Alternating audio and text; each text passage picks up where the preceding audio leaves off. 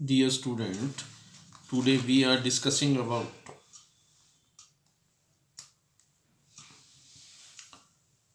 biomolecules. Biomolecules. What are biomolecules? Biomolecules are comprised of two words, bio and molecules.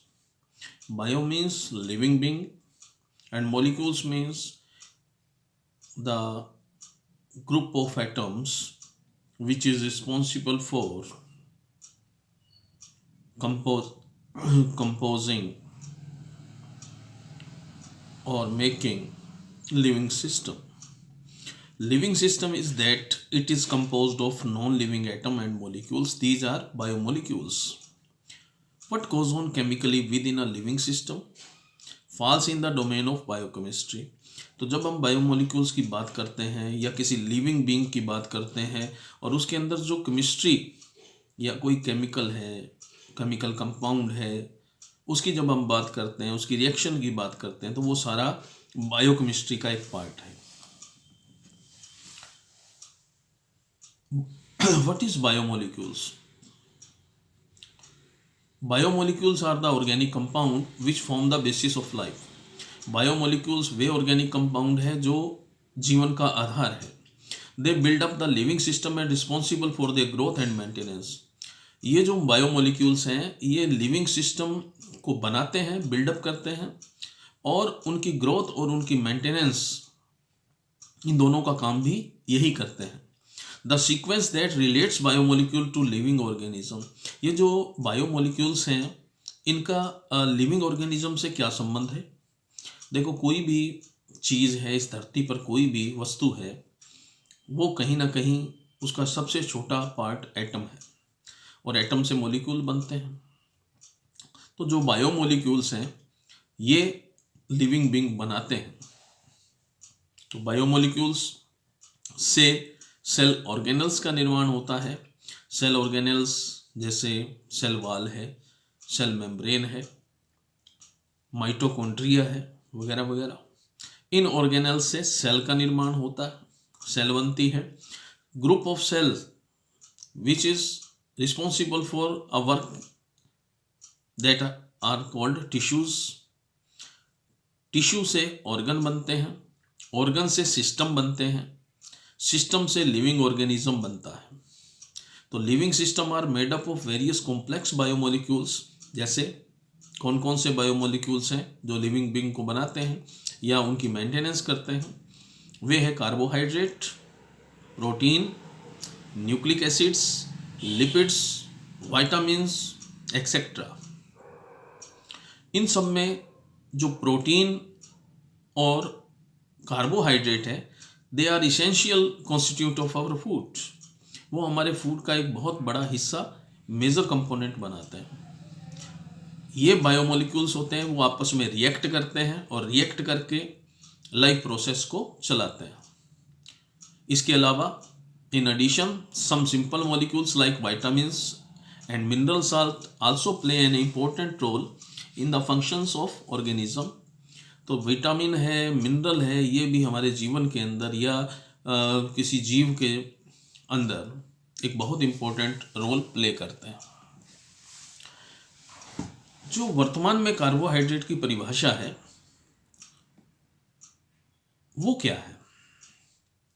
Carbohydrate की जो वर्तमान में वैज्ञानिक परिभाषा है उसके हिसाब से they are optical polyhydrate aldehyde है, पॉलीहाइड्रोक्सी एल्डिहाइड और कीटोन्स है. पॉलीहाइड्रोक्सी एल्डिहाइड और ketones optical active polyhydroxy aldehyde और कीटोन और compound which on hydrolysis give these units are known as carbohydrate. तो कार्बोहाइड्रेट पॉलीहाइड्रोक्सी एल्डिहाइड या कीटोन होते हैं जो ऑप्टिकली एक्टिव होते हैं. ऑप्टिकली एक्टिव का मीन्स है जो लाइट सिंगल डायरेक्शन में आ रही होती है उसको वो लेफ्ट या राइट में मोड़ देते हैं, उसको बोलते हैं ऑप्टिकल एक्टिव. पॉलीहाइड्रोक्सी का मीन्स है जिसके अंदर हाइड्रोक्सिल ग्रुप OH ग्रुप एक से ज़्यादा होते हैं और मेन फंक्शन ग्रुप उनके अंदर एल्डिहाइड हो सकता है या कीटोन हो सकता है, तो ऐसे कंपाउंड को हम बोलते हैं कार्बोहाइड्रेट। या ऐसे कंपाउंड जिनका हाइड्रोलिसिस करने पर, हाइड्रोलिसिस मतलब जल के द्वारा उनको तोड़ने पर, पानी के द्वारा उसको तोड़ने पर, एसिडिक मीडियम होता है, उसके अंदर पानी के साथ जब रिएक्ट करवाते हैं तो वो टूट जाते हैं और वे इस प्रकार की यूनिट देते हैं जिनके अंदर ऑप्टिकल पॉलीहाइड्रोक्सी एल्डिहाइड या कीटोन बनते हैं, उन्हें हम बोलते हैं कार्बोहाइड्रेट। इनको सैकेराइड भी बोला जाता है। सैकेराइड का मतलब होता है शुगर।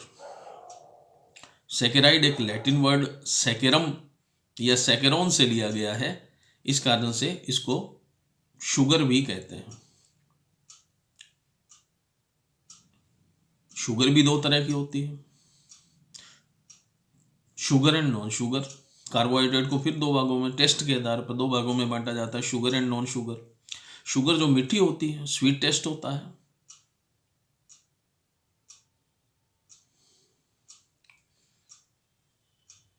और जो मीठी नहीं होती है, जैसे हमारे घर में चीनी है, गुड़ है, ये मीठा है, जैगरी है। घर में जो चीनी है उसको हम सुक्रोज बोलते हैं, शुगर केन से बनी है इसलिए सुक्रोज है। ये मीठी होती है तो ये शुगर में आएगी। स्टार्च, आपने चावल खाया होगा, चावल में कोई मीठा स्वाद नहीं होता है, स्वाद नहीं होता है, उसका जो पानी है उसका कोई स्वाद नहीं होगा, वो स्टार्च है, वो नॉन शुगर में आएगी। दोनों कार्बोहाइड्रेट है, सुक्रोज भी कार्बोहाइड्रेट है, स्टार्च है वो भी कार्बोहाइड्रेट है, लेकिन दोनों के टेस्ट के आधार पर शुगर और नॉन शुगर। मीठा है, सुक्रोज मीठा है इसलिए शुगर में आएगा। कार्बोहाइड्रेट का एक पार्ट जिसको हम बोलते हैं स्टार्च, उसका कोई टेस्ट नहीं है, फीका है, मीठा नहीं है, उसको हम नॉन शुगर में लेंगे। जब हम हाइड्रोलाइसिस करते हैं किसी कार्बोहाइड्रेट का, तो कार्बोहाइड्रेट के 3 टाइप हो सकते हैं। एक है मोनोसैकेराइड, एक है ओलिगोसैकेराइड और एक है पॉलीसैकेराइड। सबसे पहले हम बात करते हैं मोनोसैकेराइड की। मोनोसैकेराइड का मतलब है जिनको हाइड्रोलाइज नहीं किया जा सकता, उनको आगे हाइड्रोलाइज करके हम सिंगल मॉलिक्यूल या प्राप्त नहीं कर सकते हैं, उनको आगे डिवाइड नहीं किया जा सकता है। उनको हाइड्रोलाइसिस करोगे तो उसका डिवाइडेशन आगे नहीं होगा। इनको फिर आगे कई भागों में बांटा गया है। बांटा किसके आधार पे जाता है? कार्बन की संख्या के आधार पर यदि हम बात करते हैं तो इनको ट्रायोज, टेट्रोज, पेंटोज, हेक्सोज में बांटा गया है। मोनोसैकेराइड को ट्रायोज मीन्स जिसमें 3 कार्बन होंगे, टेट्रोज मीन्स जिसमें 4 कार्बन होंगे, पेंटोज जिसमें 5 कार्बन होंगे, हेक्सोज जिसमें 6 कार्बन होंगे। ट्रायोज, ओज इनके पीछे लगता है, ग्लूकोज, फ्रक्टोज, तो जितने भी शुगर्स हैं उनके पीछे ओज, OSC लगता है। और क्योंकि ट्रायोज, टेट्रोज, पेंटोज, हेक्सोज या मोनोसैकेराइड है, इनको होमोपॉलीसैकेराइड भी बोलते हैं।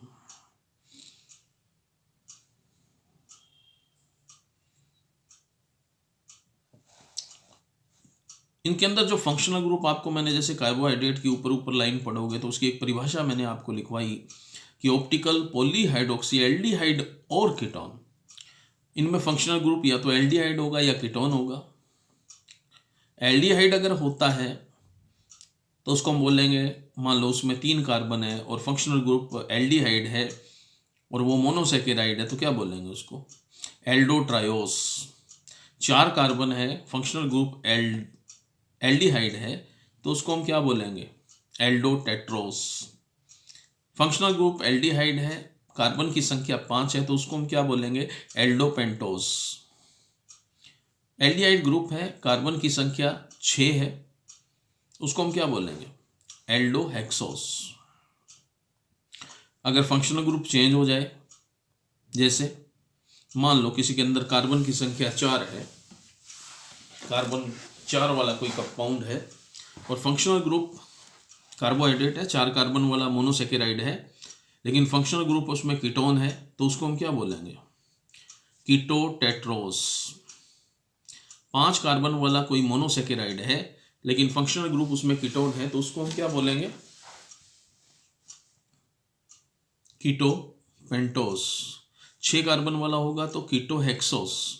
तो कुछ एक एग्जाम्पल है, जैसे एल्डोटेट्रोस का एग्जाम्पल हमारे पास में आता है जिसमें फंक्शनल ग्रुप एल्डिहाइड है, 4 कार्बन है, तो उनके एग्जाम्पल कार्बोहाइड्रेट के नाम है इरिथ्रोज और थ्रियोस। कार्बन की संख्या 5 वाला एल्डिहाइड ग्रुप वाला अगर कोई मोनोसेकेराइड है उसके एग्जाम्पल हैं जाइलोज, राइबोज। राइबोज आपने कहीं सुना होगा, आरएनए में आता है, राइबोज न्यूक्लिक एसिड, याद होगा आपको। एल्डोहेक्सोस 6 कार्बन वाला ग्लूकोज। ये सारे के सारे एल्डोहेक्सोस है। कीटोहेक्सोस भी हमारे पास में है। वो कीटोहेक्सोस कौन सा है?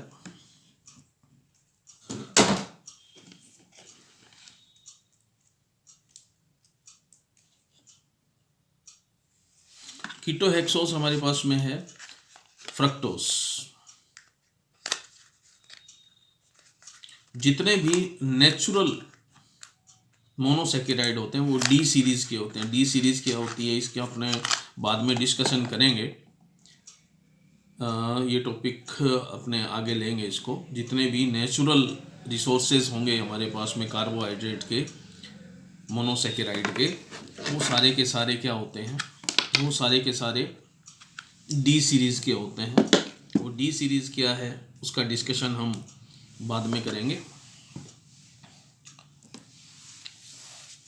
Carbohydrates are primarily produced by plants and form a very large group of natural occurring organic compound। जो कार्बोहाइड्रेट होते हैं वो प्राइमरली प्लांट से बनते हैं, मुख्यतः प्लांट से प्राप्त होते हैं और ये बहुत बड़ा एक ग्रुप बनाते हैं ऑर्गेनिक कंपाउंड का।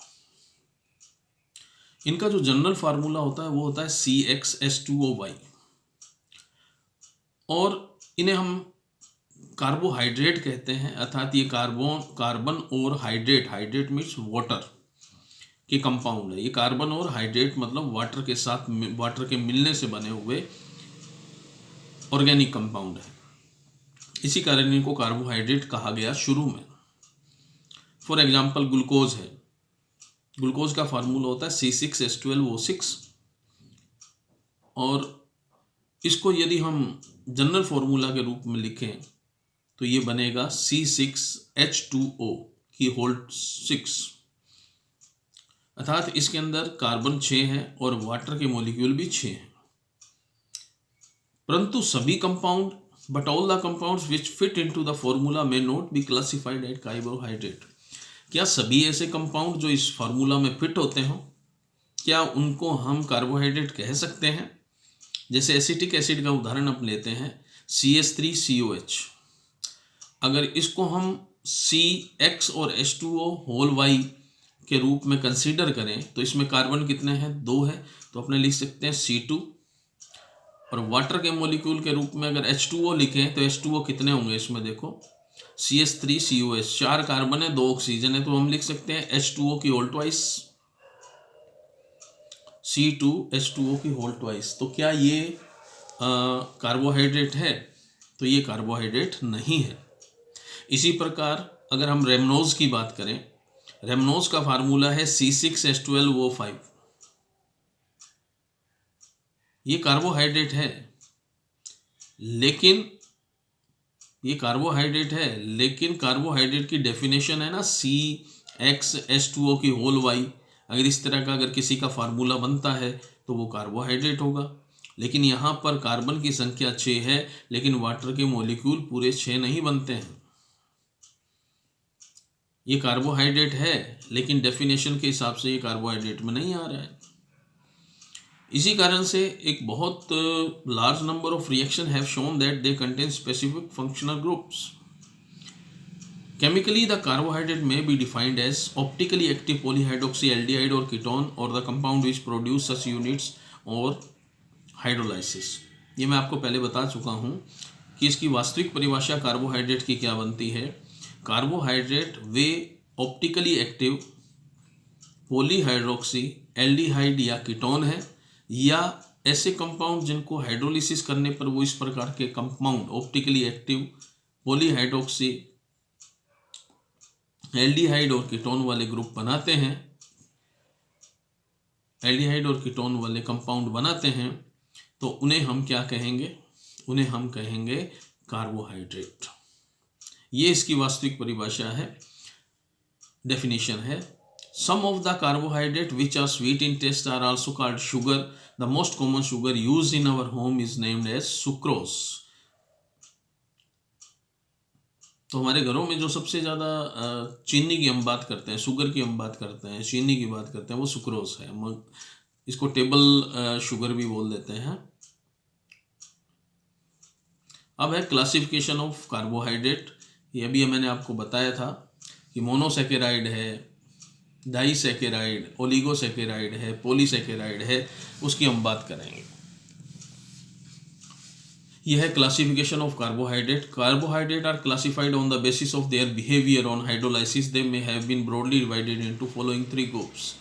पहला ग्रुप है monosaccharide, a carbohydrate that cannot be hydrolyzed further to give a simpler unit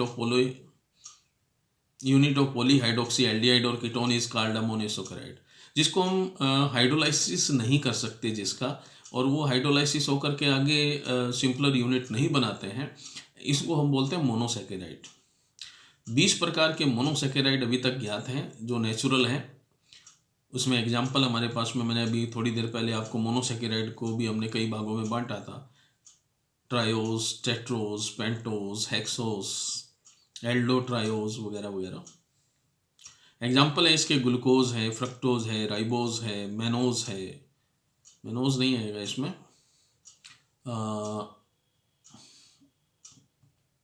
थ्रियोज है, इरिथ्रोज है, राइबोज है, ये सारे के सारे मोनोसेकेराइड हैं। अब आता है ओलिगोसेकेराइड। ओलिगोसेकेराइड क्या है? Carbohydrate that yield 2 to 10 monosaccharide unit on hydrolysis are called oligosaccharide. Oligosaccharide वे कार्बोहाइड्रेट हैं जिनका हाइड्रोलिसिस करने पर वो 2 से 10 तक मोनोसेकेराइड की यूनिट देते हैं, उनको हम बोलते हैं ओलिगोसेकेराइड।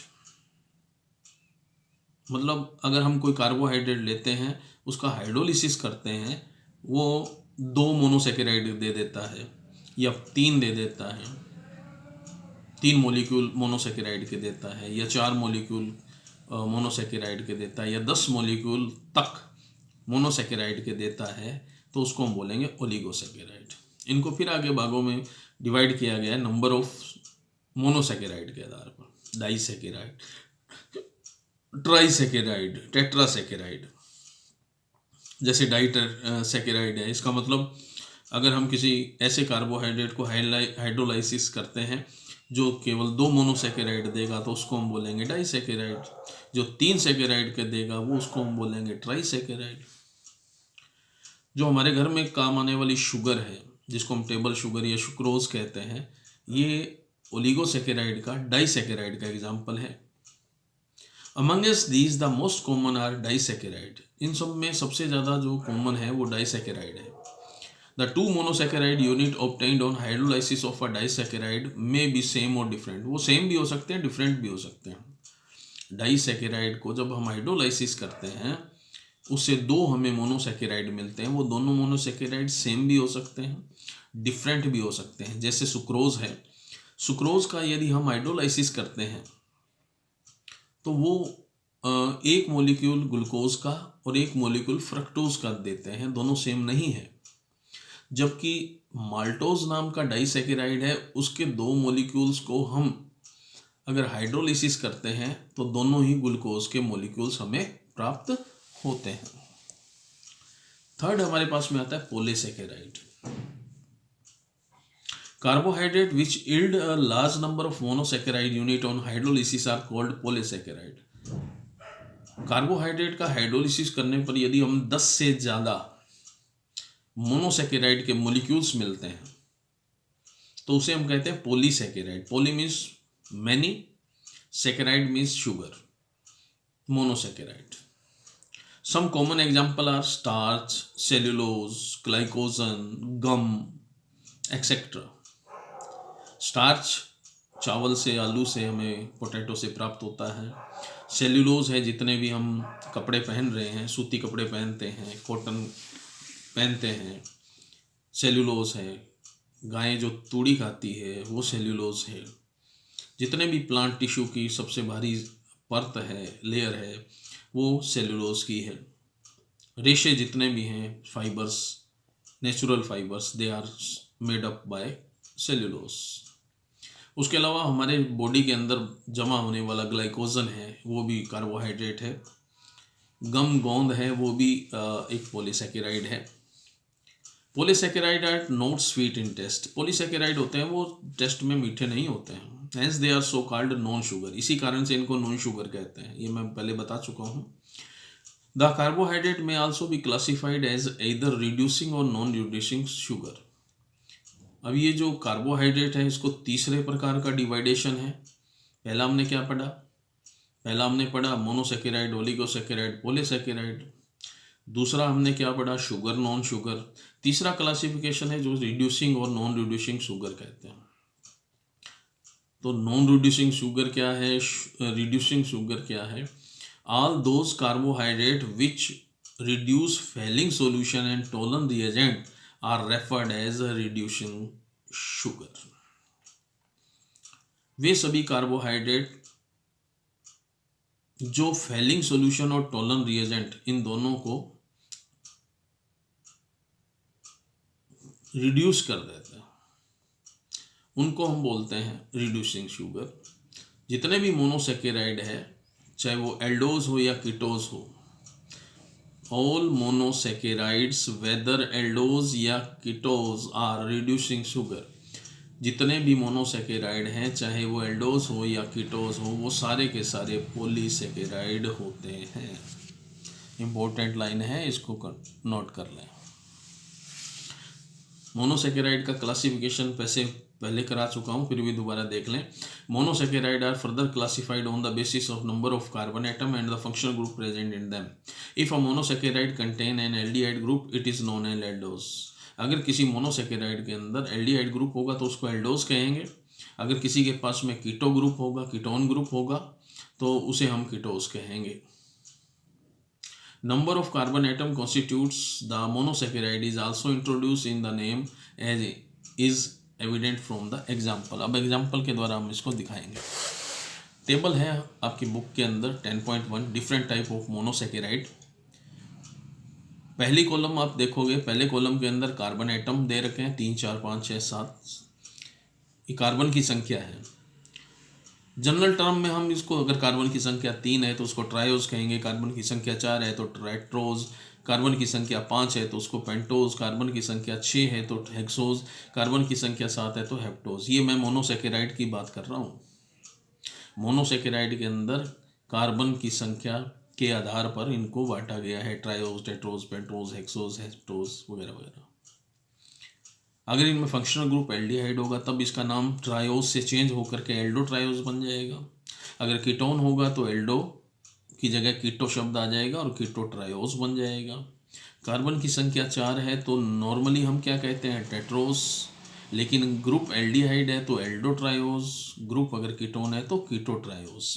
तो एल्डो पेंटोज, कीटो पेंटोज, एल्डो हेक्सोस, कीटो हेक्सोस, एल्डो हेप्टोज या कीटो हेप्टोस। ये दोनों नाम इकट्ठे नहीं होंगे, एल्डो ट्रायोस, कीटो ट्रायोस, ऐसे ये नहीं आएगा। या तो वो एल्डो ट्रायोस होगा या कीटो ट्रायोस होगा, एल्डो टेट्रोस होगा या कीटो टेट्रोस होगा। अब प्रिपरेशन ऑफ ग्लूकोज। ग्लूकोज को हम बनाएं कैसे? हमारी बुक के अंदर है। तो ग्लूकोज को हम बनाएं कैसे? ग्लूकोज अगर freely in nature as well as in combined form. Glucose है वो इस हमारे नेचर के अंदर नेचर में फ्रीली भी मिलता है, मतलब सिंगल मोनोसैकेराइड के रूप में भी आपको मिलेगा, और ये डाइसैकेराइड, पॉलीसैकेराइड के रूप में भी, ओलिगोसैकेराइड या पॉलीसैकेराइड के रूप में भी आपको मिलता है। ये जितने भी स्वीट वाले फ्रूट हैं, मीठे फ्रूट होते हैं, उनके अंदर मिलेगा। हनी के अंदर आपको मिलेगा।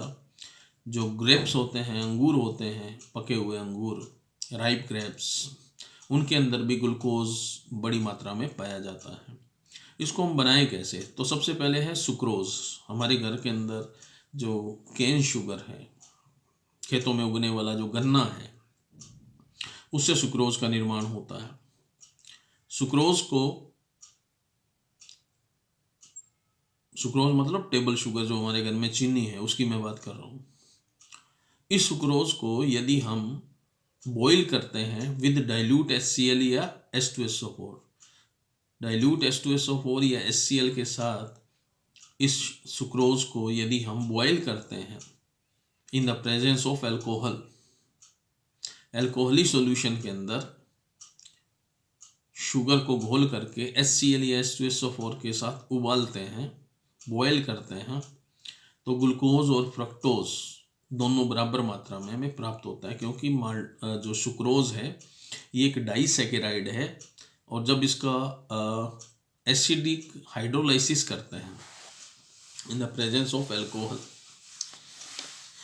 एल्कोहलिक सॉल्यूशन के अंदर इसका जब हम एसिडिक हाइड्रोलिसिस करते हैं तो उसकी वजह से ये ग्लूकोज और फ्रक्टोज बनाता है। सुक्रोज का फॉर्मूला होता है C12H22O11, और इसका हाइड्रोलिसिस करेंगे मतलब इसमें पानी मिलाएंगे, वाटर मिलाएंगे इन the presence of acid H+, आप देख सकते हो। तो ये क्या बनाएगा? C6H12O6 ग्लूकोज, और साथ में बनाता है C6H12O6 फ्रक्टोज। दोनों के फॉर्मूले सेम है, लेकिन ग्लूकोज है वो एल्डोहेक्सोस है, मतलब ग्लूकोज के अंदर फंक्शनल ग्रुप एल्डिहाइड है, और फ्रक्टोज है ये एक कीटोहेक्सोस है, इसके अंदर कीटोन ग्रुप है। फ्रक्टोज के अंदर कीटोन ग्रुप है और ग्लूकोज के अंदर एल्डिहाइड ग्रुप है। तो हमने सुक्रोज से बनाया। सुक्रोज के लिए हमने क्या किया? सुक्रोज का एल्कोहलिक सोल्यूशन लिया, उसके हमने रिएक्शन करवाई, एसिडिक डाइल्यूट HCl या H2SO4 के साथ उसको बॉयल किया। बॉयल करने पर हमें ग्लूकोज और फ्रक्टोज मिला। सेकंड है फ्रॉम स्टार्च। स्टार्च से भी हम इसको बना सकते हैं। कमर्शियली जो हम व्यापार करते हैं, बिजनेस करते हैं, कमर्शियली बड़े लेवल पर यदि हमने ग्लूकोज बनानी है तो उसको स्टार्च से तैयार किया जाता है। स्टार्च के लिए स्टार्च का हाइड्रोलाइसिस किया जाता है by boiling it with dilute H2SO4 at 393 kelvin under pressure. Pressure का भी यहाँ यूज करते हैं, और टेम्परेचर रखा जाता है 393। लमसम ये हो जाता है 120 डिग्री सेल्सियस टेम्परेचर पर बॉयल करते हैं स्टार्च को।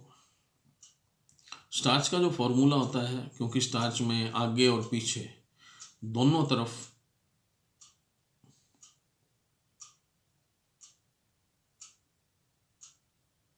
मोनोसेकेराइड के मॉलिक्यूल्स आपस में जुड़े होते हैं, तो यहाँ पर वाटर के 2 मॉलिक्यूल कम हो जाते हैं, जिसकी वजह से इसका जो फॉर्मूला होता है C6H10O5 होता है, होल पावर n। और NH2O शो हो रहा होगा, प्लस NH2O नीचे नीचे बिल्कुल नीचे स्टार्च और सेलुलोज है, इसका हाइड्रोलिसिस किया जा रहा है वाटर के साथ में इन द प्रेजेंस ऑफ H+। का मीन्स है acidic medium 393 kelvin and 2 to 3 ATM pressure.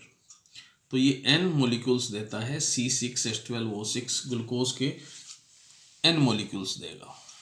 उसके बाद में स्ट्रक्चर ऑफ ग्लूकोज। ग्लूकोज का फार्मूला आप सभी को ध्यान है, C6H12O6 होता है, लेकिन वास्तव में इसकी स्ट्रक्चर कैसी होती है? ये कार्बन 6 किस तरह से एक दूसरे के साथ बॉन्ड बना रहे हैं, इसमें कितने हाइड्रोक्सिल ग्रुप हैं, इसमें फंक्शनल ग्रुप एल्डिहाइड है या कीटोन है, ये जो फंक्शनल ग्रुप है क्या इसमें कोई डबल बॉन्ड है या सारे के सारे बॉन्ड सिंगल हैं, ये सब पता किया जाता है। उस पता करने के बाद में ही ग्लूकोज की स्ट्रक्चर दी गई थी। ग्लूकोज इज एन एल्डोहेक्सोस, ये हमें पता है, and is known as dextrose. Glucose का व्यापारिक नाम डेक्सट्रोस भी है। It is a monomer of many of large carbohydrate, namely starch, cellulose. इन सभी का ये एक मोनोमर है. It is probably the most abundant organic compound on the earth. और ये माना जाता है कि इस धरती के ऊपर सबसे ज़्यादा पाए जाने वाला ऑर्गेनिक कंपाउंड यही है. It was assigned in the structure given below on the basis of following evidence. हम कैसे कह सकते हैं कि ग्लूकोज की स्ट्रक्चर में कार्बन की संख्या 6 है, ये पॉलीहाइड्रोक्सी ग्रुप है, कार्बन कार्बन के बीच में सिंगल बॉन्ड है. ये सभी कुछ एक रिएक्शंस के आधार पर इसकी स्ट्रक्चर डिसाइड की गई थी. सबसे पहला इसका जो मोलिकुलर फॉर्मूला है वो C6H12O6 है. अच्छा, ये इसकी जो कार्बन 6 कार्बन है ये ब्रांच्ड है या सीधी नॉर्मल चेन है? तो इसका पता लगाने के लिए सेकंड पॉइंट देखोगे. On prolonged heating with HI it forms normal hexane suggesting that all the 6 carbon atoms are linked in a straight chain. ये जो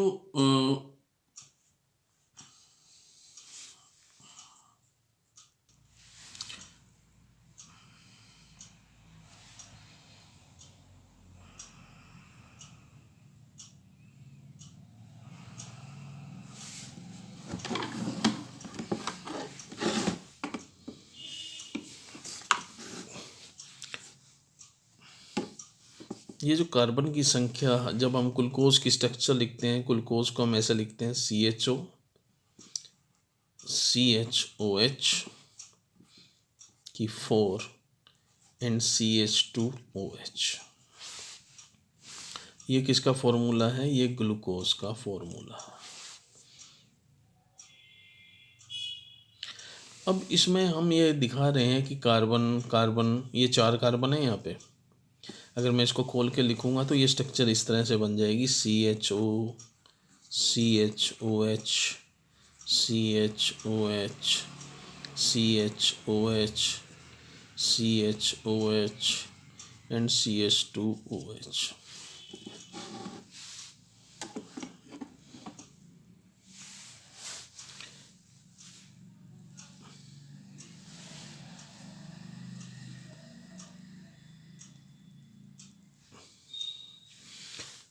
इसकी इस तरह से स्ट्रक्चर बन जाएगी. अब ये चेन स्ट्रेट चेन है, इसको हमने प्रूफ करना है. तो इसको प्रूफ करने के लिए क्या किया जाता है?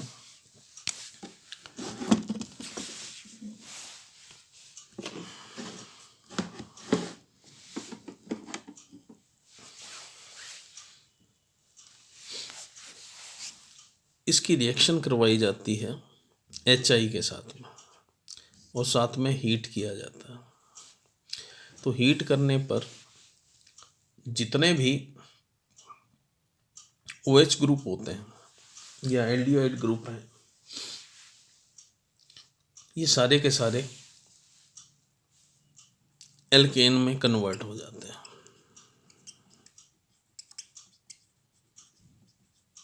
और एक स्ट्रेट चेन वाला नॉर्मल या हम कहें नॉर्मल हेक्सेन देते हैं. HI के साथ रिएक्ट करवाते हैं तो ये नॉर्मल हेक्सेन देते हैं. इसका मीन ये है कि इसके अंदर कार्बन कार्बन स्केलेटन है, वो सारा सिंगल बॉन्डेड है, ब्रांच्ड नहीं है और इसमें 6 कार्बन है. एक ही रिएक्शन 3 बातों को बता रही है कि इसमें कार्बन कार्बन के बीच में सिंगल बॉन्ड है, दूसरा ये एक स्ट्रेट चेन है, कहीं भी ब्रांचिंग नहीं है. ब्रांचिंग होती तो ये इस तरह से, मान लो इसके नीचे कोई और कार्बन जुड़ा होता या इधर कार्बन जुड़ा होता, उसको हम ब्रांच बोलते हैं. ये इसमें कहीं ब्रांचिंग नहीं है, बिल्कुल सीधे कार्बन स्ट्रेट चेन के रूप में जुड़े हुए हैं. और साथ में क्योंकि ये कार्बन की संख्या 6 है, इसका मतलब इसके अंदर कार्बन की संख्या 6 है, सभी सिंगल बॉन्ड से बॉन्डेड है और ये एक नॉर्मल चेन है. 3 बातें इससे पता चलती हैं. दूसरा है ग्लूकोज के अंदर कार्बोनिल ग्रुप होता है, CO ग्रुप. कार्बोनिल ग्रुप कैसे लिखते हैं? कार्बोनिल ग्रुप को हम इस तरह से शो करते हैं. ये कार्बोनिल ग्रुप है. एल्डिहाइड में भी ये होता है, कीटोन भी इसी का एक ग्रुप है। कीटोन और एल्डिहाइड दोनों functional group as a carbonyl group है। इसके अंदर कार्बोनिल ग्रुप होता है। इसको हम कैसे प्रूव करते हैं? इसके लिए इसकी रिएक्शन करवाई जाती है हाइड्रोक्सिल एमीन के साथ में और HCN के साथ में। हाइड्रोक्सिल एमीन के साथ में या हाइड्रोजन साइनाइड के साथ में जब रिएक्शन करवाते हैं, जैसे इसी की ये ग्लूकोज है, इसी की रिएक्शन अगर हाइड्रोक्सिल अमीन जैसे NH2OH के साथ में करवा दी तो क्या बनेगा? ध्यान से देखोगे तो यहाँ पर जो C डबल बॉन्ड O होगा, इसकी जगह यहाँ से NOH ग्रुप आ जाएगा। यहाँ का H2 और ये जो C हो ये ऐसे होता है, ये ऐसे होता है, ऐसे C डबल बॉन्ड हो, ठीक है। यहाँ से O निकलेगा और यहाँ से H2 निकल जाएगा।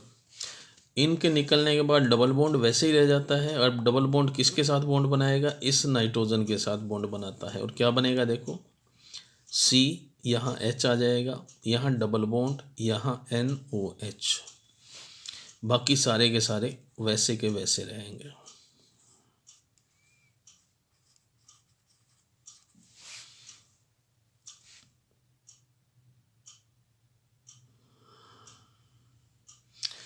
ये क्या बनेगा? Hydroxyl amine. ये क्या बनाएगा? हाइड्रोक्सिल एमीन के साथ जब इसकी रिएक्शन कराएंगे तो ये बनाएगा ऑक्सिम। ये जो NOH है, डबल बॉन्ड NOH है, इसको ऑक्सिम बोलते हैं। इसी प्रकार यदि इसकी रिएक्शन HCN के साथ में करवाएं, ये किसको बता रहा है? ये NOH जुड़ना ये बता रहा है कि इसके साथ डबल बॉन्डेड ऑक्सीजन है। और डबल बॉन्डेड ऑक्सीजन किसकी पहचान होती है? कार्बोनिल ग्रुप की पहचान होती है। दूसरा कार्बोनिल ग्रुप होता है, इसको हम HCN के द्वारा भी पता कर सकते हैं। ये HCN के साथ जब इसकी रिएक्शन करवाएंगे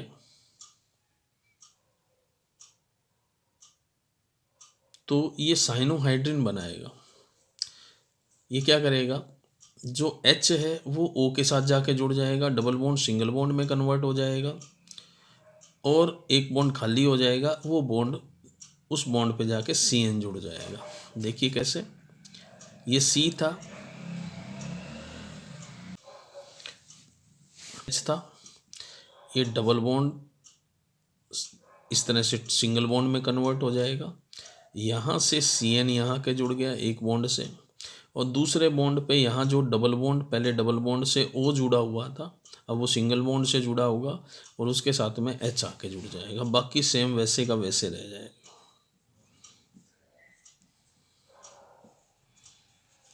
इसको बोलते हैं साइनोहाइड्रिन। साइनोहाइड्रिन